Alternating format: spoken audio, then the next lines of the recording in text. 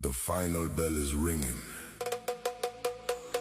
Okay guys, You hear the crowd. Sifu Razif. Dia nak balik-balik kot masuk dalam tu kot Ui, bosor guys.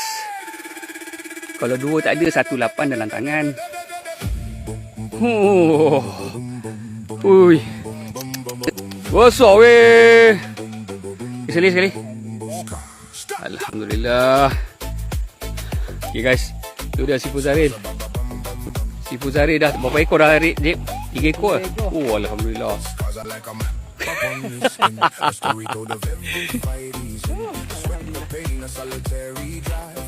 Di sana tu Sifu Madi.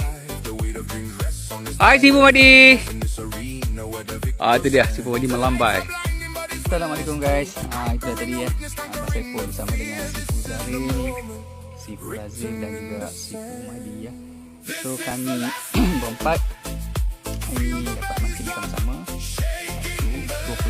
bulan pagi awal tadi jam 8. So syukur alhamdulillah dalam keadaan cuaca yang begitu panas terik rasa panas.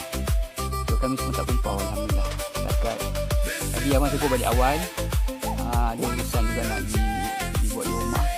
So mereka masih lagi berada di spot yang sama.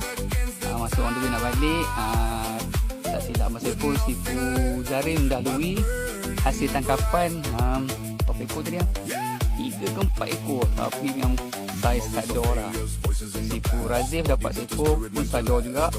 Sifu Madi saiz daman, dan Abang Sifu pun dapat saiz daman je lah, bukan gordon alhamdulillah lah, memang saya dapat so kami semua tak lupa.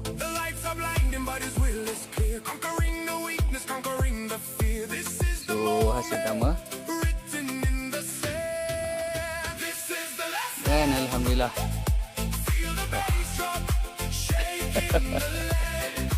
mantap betul.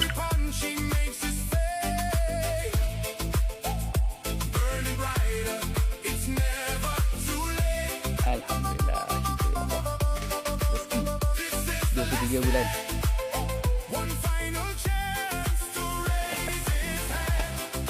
Okay guys, insyaAllah kita akan mancing lagi, akan cari strike lagi, dan stay tune.